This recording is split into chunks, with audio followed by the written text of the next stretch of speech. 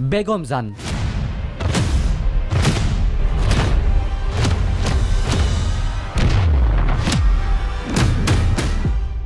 এখন ধাৰাবাহিকৰ নাম।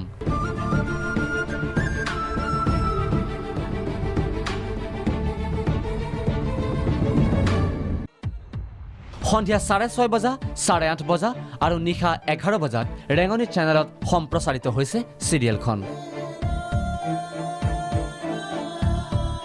বেগম জানৰ পৰিচালনা পৱন মহন্তৰ। ভিন্ন চৰিত্ৰত অভিনয় কৰিছে প্ৰীতি কংকনা, মৃদুল বৰুৱা, কমলেশ শইকীয়া, ৰাজীৱ ৰাজনীশ, জুলফিজ শ্বেইখ আদি শিল্পীয়ে।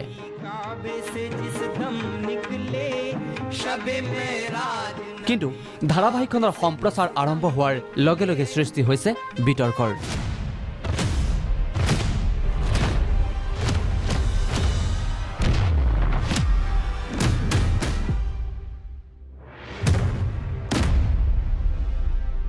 ছ'চিয়েল মিডিয়াত ভিন্নজনে ভিন্ন মন্তব্য প্ৰকাশ কৰিছে।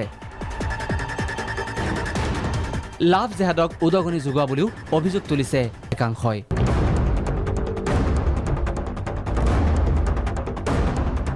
বিভিন্নজনে পৰিচালকলৈ ফোন কৰিও দৰ্শাইছে আপত্তি। মই সেইটোৱে কৈ আছো, আপোনাৰ হয়তো পৰহিলে নৰখে ইতিমধ্যে দুয়োটা আপোনাৰ ওপৰত কেছ তোলাৰ কথা কৈ আছে। আপোনাৰ এনেই বিনা কাৰণত ট্ৰেক ৰেকৰ্ডটো বেয়া হ'ব।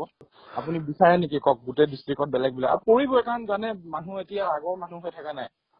ৰাখিছে আপুনি কমেণ্ট কেইটা পঢ়িলে বাদ দিয়ক, মই আপোনাক ক'বই নালাগে। মোৰ মানুহ বহুতলৈকে খুচৰিব, গম পাইছো। আপুনি ভাল পাওক বা নাপাওক, মানুহে লিংক লগাবলৈ বহুত আছে, হয় নহয় বাৰু?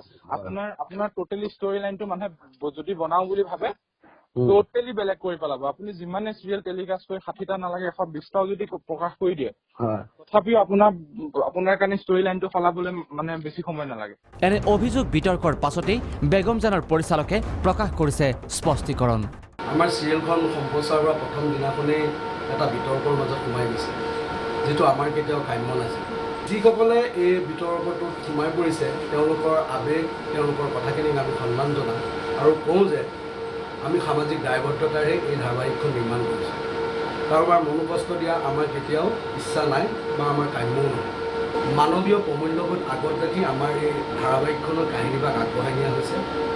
বিতৰ্কত অংশ লোৱা সকলৰ দৰে মোৰ লগতে চিৰিয়েলখনৰ লগত জড়িত প্ৰত্যেকজন মানুহৰে আমাৰ দেশ মাতৃৰ সভ্যতা, দেশ মাতৃৰ সাংস্কৃতিৰ প্ৰতি দায়বদ্ধতা আছে।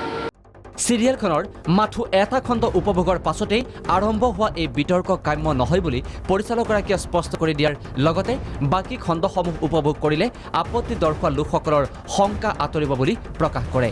সেয়ে মই আপোনালোকক অনুৰোধ জনাইছোঁ, চিৰিয়েলখনৰ এটা খণ্ড বা দুটামান খণ্ড চাই আপোনালোকে কোনো এটা সিদ্ধান্তত উপনীত নহ'ব। চিৰিয়েলখনৰ বাকীকেইটা খণ্ড চাওক, আপোনালোকৰ মনৰ শংকা সন্দেহবোৰ নিজেই দূৰ হ'ব। সেইটো মই তাতে ক'ব পাৰোঁ, কাৰণ আমিও ভাৰত মাতাৰে সন্তান। উল্লেখ্য যে AM টেলিভিছনৰ বেনাৰত ইতিপূৰ্বে নিৰ্মিত হৈছে শ্ৰীমন্ত শংকৰদেৱ নামৰ এনিমেশ্যন ছবি। এনে সন্তান লাভ অসম্ভৱ। কৰতল কমল কমল দল নয়ন। মাধৱদেৱৰ জীৱনৰ আধাৰতো নিৰ্মীয়মান এনিমেশ্যন ছবি। ধৰ্মীয় বিভেদক কোনোদিনেই প্ৰশ্ৰয় নিদি AM টেলিভিছনে নিৰ্মাণ কৰি আহিছে ছবি ধাৰাবাহিক।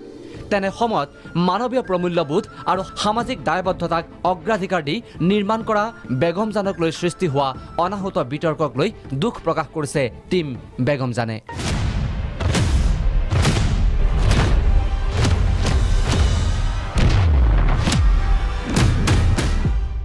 News desk, Prag news.